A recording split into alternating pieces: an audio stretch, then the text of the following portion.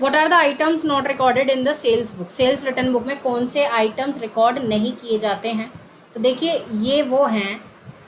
तो ये purchase return के भी मान लीजिए और सेल्स रिटर्न के भी मान लीजिए कौन कौन से आइटम है। फर्स्ट तो ये है जो पहले कैश में बेचे गए थे, कैश सेल्स हुई थी या परचेज हुई थी, हम ही तो वापस नहीं कर सकते ना जो कैश में हुई। या फिर अदर देन गुड्स,